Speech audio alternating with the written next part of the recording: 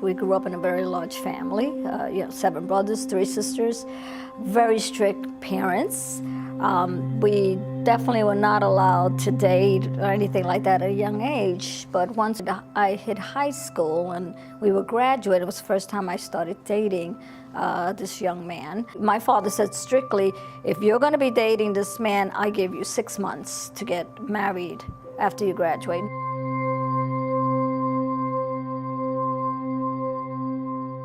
We were very young. I realized we were 19 years old. By the time we did get married, we're 20 years old. And immediately, 4 months later, here comes the family. At 20 years old, Teresa found herself a wife, a mother, and part of the military world, traveling wherever her husband was sent. It was also at this time that Teresa committed to serving the Lord, and she thought her new husband had the same commitment. I was trying so hard to hold on and have that perfect marriage, and then I started to see this isn't that perfect marriage. I was actually very lonely. So I was traveling back and forth to the city because I missed my family, my large family, my sisters, my brothers, my parents. But then as I was traveling, I realized, I found out that he was cheating and he was having affairs. Her unhappiness continued for 16 years as she tried to make her marriage work. That included expanding the family, but the marriage was still doomed. Finally, when I brought it to his attention and we talked about it, are you having affairs? Do you want to be married? And he was absolutely, you're a wonderful wife. I want to be married to you. I want, we have our children. And right there comes number 3. So that was devastating because now I'm realizing things are falling apart, but here I am pregnant again.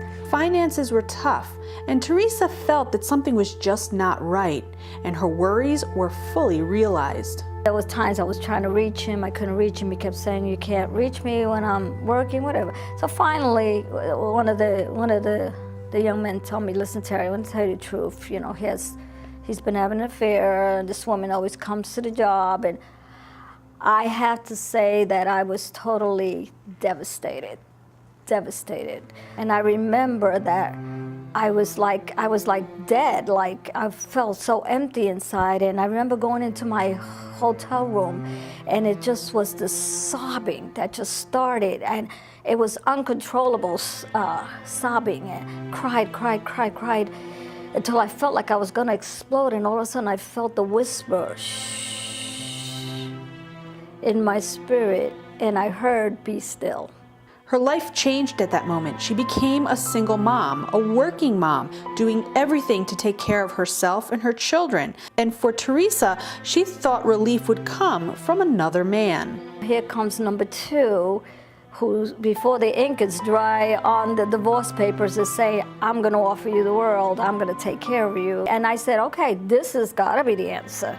This has gotta be, God is just bringing me another husband right away, and he said, I'll love your children, I'll take care of them, I'll give you a house in Poughkeepsie, which we did get. But immediately as we got married, the abuse started. The verbal abuse and intimidation began on the honeymoon, and it continued daily for years. He would call me names, he would curse at me, he would belittle me. For 1 minute, then the next minute he's crying and saying, you're the best thing that ever came into my life. The problem is I've never had children. I've always wanted children like you have, and can you give me children? Now I'm 40 years old, I'm gonna be 41, and I didn't even know if I could have children. Well, guess what? I got pregnant. Happiness ensued, but for a very short time. Everything was never enough. You give him what he wants, but it was never one. Now you want another child. As soon as we had the children, now he says we have our own children. I don't want nothing to do with your children. Teresa tried to hang on, but when you're born into abuse, you often carry the acceptance of abuse into adulthood. My father was very abusive to my mother. And, years of seeing her go through that abuse, but she kept holding in there and saying, I do it for the children. When the first one failed, I felt like such a failure. And I felt like, this wasn't supposed to be. And then now I'm thinking, okay, the second one was the answer, and now it got more and more abusive. And then that one was, I think, even harder for me, because then I realized not only that I failed again, then I failed my children. My youngest that was still living with me, she was 16, 17 when she came up to Poughkeepsie, and I think it was the hardest on her. Sometimes that still makes me emotional because, she's about 39, and she still feels sometimes, Mom, why did you get married again? It wasn't easy. It wasn't an easy thing to go through that. And then knowing I had gone through it before her, so I knew that pain. I knew how it hurt. I knew how devastating it could be. Coming to the point where you want to get on a plane and go to Timbuktu so that you don't have to speak to anyone and tell anybody your whole problems. Everything you're going through, the shame, the embarrassment. As the years went on, and I realized I got to go through this divorce, I went through counseling, I went through praying, I went through really studying and preparing myself to show this man that I was such a perfect wife. The house was spotless. You could eat off the floor because he was always into that spotless thing. And that was okay. The kids look beautiful. You can't work because he was very jealous. You stay home. So now he took my job away from me, and I'm home. But all the time I was running out the door just to keep my kids, safe when he would get angry about the smallest things. He would get angry about and start cursing me out if I wrote a check a little crooked. It was just so many things that he would get upset about. Teresa decided it was time to file for divorce, and she was again a single mother and in desperate need of income to support her kids. With no college or trained skill, Teresa got a job as a laborer for the telephone company, laying wires. I need to do whatever it has to take to start all over again with my children by my side. But I know I had to do it. I had to take baby steps. So I didn't have to, I thought I would have to go into the system, which was something I always hated all my life because I grew up in the system. Teresa had moved in with her adult daughter in hopes to get back on her feet. I have 2 young boys that are now sleeping on couch pillows downstairs and, the cushions, and I'm sleeping in a blow-up bed in her family room. It was a struggle, a difficult financial struggle, but Teresa's faith never faltered, and that gave her the strength to persevere. And she took a risk, gaining employment with an insurance company. Nothing about this. So I began at night. I still had 3 smaller children in school. I remember after 10 putting everybody to bed, and now I'm online studying all kinds of annuities and policies, and I would break night and then still have to go to my job in the morning, and I remember being so stressed. I gotta do this, now I was really stressed. If you think I was stressed in the past, I was stressed because if I don't get this license by this amount of time, I might lose both my jobs. The emotional toll of a broken second marriage and the uncertainty of all that was before her brought Teresa back to that peace she had experienced years ago, and she put herself in God's hands. The good thing is that both her and myself began a relationship with God very young. And in those whole trials, when she went through that, I know she grabbed a hold of her God.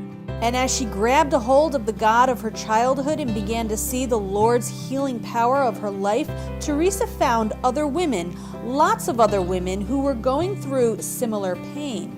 Those women were drawn to Teresa's strength and testimony, and from there a ministry was born. Even though most of us were still married at the time, through the years we all ended up divorced or widowed or just single moms.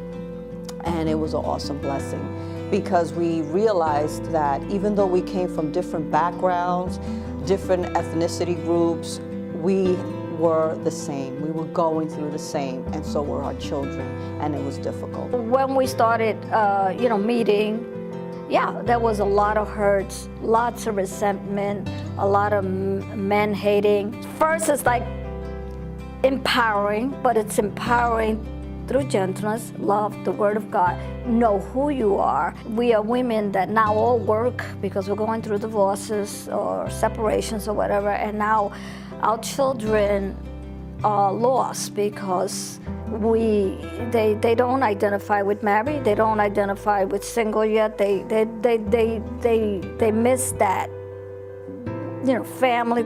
So I said we need to do things with our children. We're gonna support one another. We're going to babysit one another's kids when one has to be out of work or one has to go to court. I realized they needed that support too, because I remember when I went, I was terrified to have to see my former very abusive husband giving me the look like, when till I get you?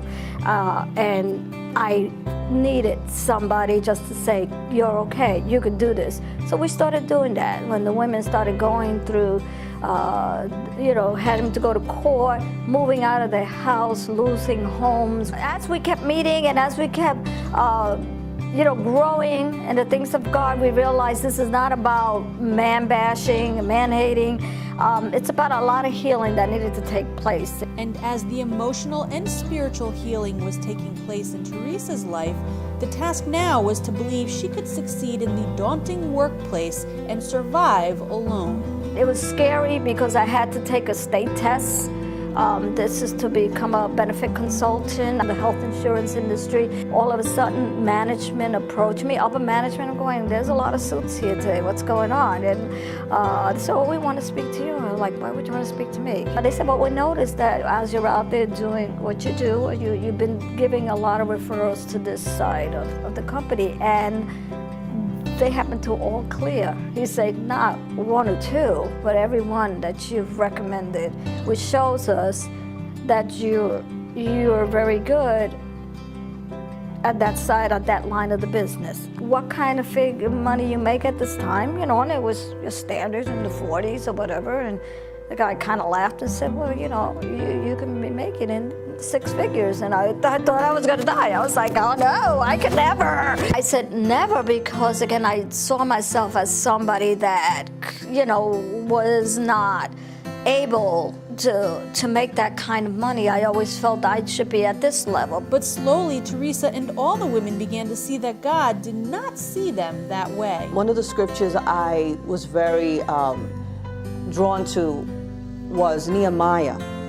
I was reading Nehemiah, and I remember I was a young Christian when I joined the Bible study and met these ladies. So I was growing in the faith. Quickly, God spoke to me and said, as each family was building their walls in front of their homes, that's what we were doing. Teresa says, indeed, God did rebuild the walls with her God, with her work, including with her present husband, who has been one of the biggest surprise blessings of her life. I'm doing great. The kids are doing good. I ended up buying a brand new home, which, it was a surprise to all of us, to me, to my children, who one day they came into this home. I brought them in there, house brand new. Nobody's ever lived there. And they were running around in the shiny floors, sliding. And they said, wow, Mom, why are we in this house? This is nice. Who does this belong to? And I pull out the case, it belongs to us. It makes me cry. And I remember how happy they were, and they all had their beautiful rooms, and again, it was not easy because Mom still had to be out there selling policies every day, and thank God for 7 years, 8 years, and running the support group. The women met there, we had a great time, and then all of a sudden I'm on my knees and I hear the Lord say, prepare yourself. Someone's coming into your life. And I said, why? But the situation was different. I wasn't where I was in the past, where I needed that. I needed a man to complete me or to be, my support. Now it was different. Now it was going to be a friendship. It was going to be as it should have been, both together in ministry and the things of God, and there wasn't all that tension. It was more of a union and a friendship. The main thing of telling any of my women is that Our dependency is first on God. You know, our strength is in Him. He makes us who we are. He makes us complete. And then He brings the people alongside us that should be alongside us. Jesus, nothing else matters. Know who God has called you to be, you know, a woman of noble character, of strength, and everything else will fall into place in its timing, in the right place, the right time.